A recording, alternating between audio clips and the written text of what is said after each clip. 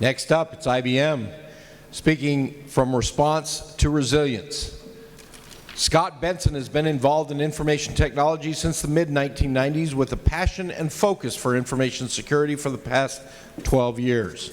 He has consulted and advised on IT security products and professional services for some of the premier IT security vendors in the arena today, including Internet Security Systems, now IBM, British Telecom, and NTT Com Security, formerly Integralis.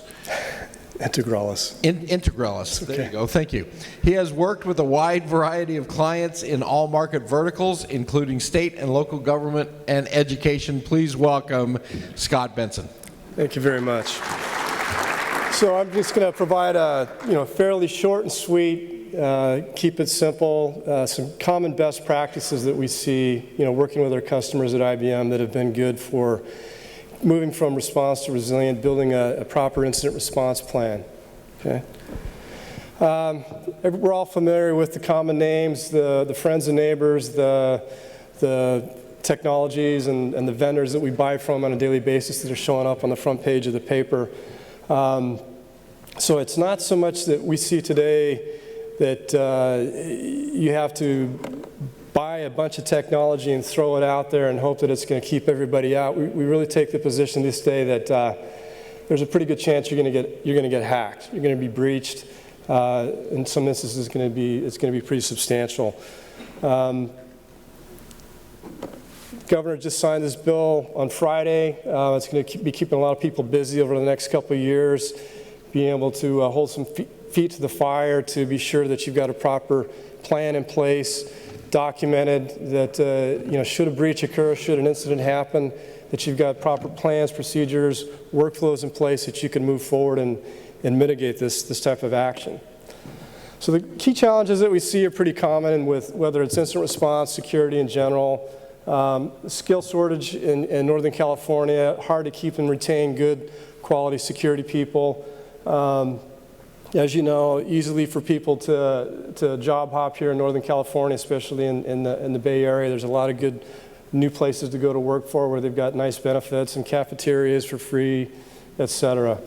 A lot of tools out there kicking off, a lot of information, and the big problem is that these tools are most definitely required. You need them. We're a proponent of that. But that once you get all the information, what are you going to do with it? So we see a lot of unrefined incident response processes internally, lack of communication. We see a lot of siloed organizations where you've got HR not talking to legal, you've got network operations people pointing the finger at the security people. Highly segregated lines of communication with a lack of open channels between people. And then, of course, regulatory compliance is a beast in itself. It's hard to keep up.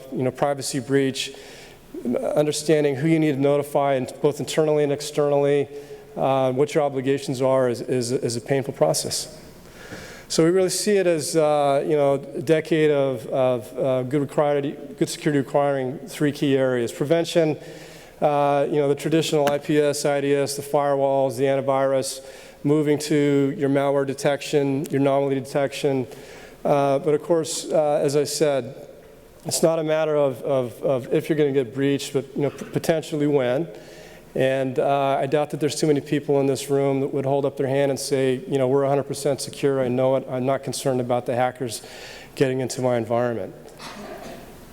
So cyber resilience we see as really tying together these three areas of prevention, detection, response, aligning it with your people, your process, and your technology so that you're able to quickly mitigate and move on. And the key thing is that you're able to react in a very quick fashion. The news with Yahoo this past week for a breach that happened 2 years ago is, I think, pretty scary. You know, the quicker that you can detect something and then take proper action is probably the most important, you know, aspect of dealing with this type of activity and moving to what we call cyber resilience.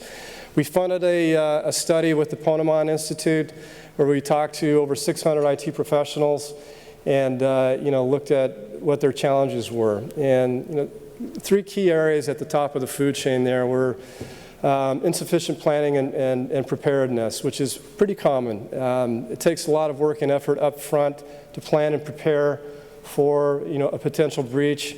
Having, you know, all the data at hand, readily available, having your people talking and communicating openly is very hard to achieve. The complexity of business, as I said, with a lot of different departments, you know, collecting this data, sharing the data, it's you know, another top priority that is heavily lacking today. And then, of course, the common emergence of disruptive technology. Everybody's got their phones with access to just about any type of data they want these days. It's not all sitting on a server anymore in somebody's locked down database, locked down, you know, or locked up IT organization. It's out all over, you know, internationally traveling with easy access to that data for your employees. So some key, you know, common sense, what I would say would be pretty common sense things, but not everybody's doing them. Arm your team with the right tools and processes. So a lot of technology out there that's being leveraged today, that should be leveraged today. We work with a lot of people that have invested in technology and haven't taken full advantage of it, right? A lot of shelfware, or it could be technology, whether you bought it from IBM or anybody else, that you know, maybe is not fully deployed, not properly deployed. Your people aren't trained on the use of it. One of the key things with being able to timely respond to an incident is being able to collect and gather that forensic data to be able to provide it to the experts that are coming in to find out what happened, how it happened, and potentially gather that data, you know, should they be within the country, to go after them. Well, unfortunately, most often they're remote. you can't you know, legally process the activity, but you want to be as well armed and have the confidence in your staff as possible. We feel that if you can assign a chief resilience officer, an incident response leader, it could be the CIO, the CISO, or somebody underneath that, but somebody that takes ownership and drives the people beneath them to take action and to build this plan. Enable agility, collaboration, you know, get the communication open within the different channels within your organization, engage the internal audiences, as I said, so that everybody is communicating.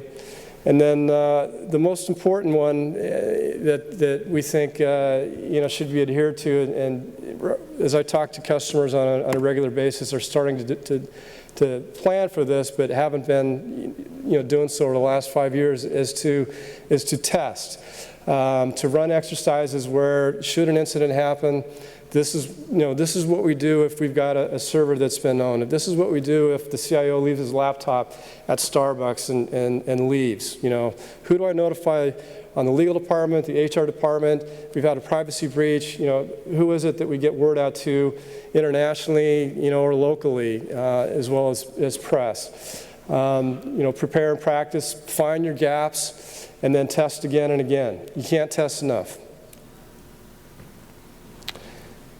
And then I'm sorry that Bruce is not able to be here today. I'm speaking in his place, but he's our CTO, and he's a firm believer that to prepare that nobody's completely blocked from being hacked. You're highly inclined to be breached, and Gartner agrees with this. Thank you for your time. Thank you very much. Thank you very much, Scott.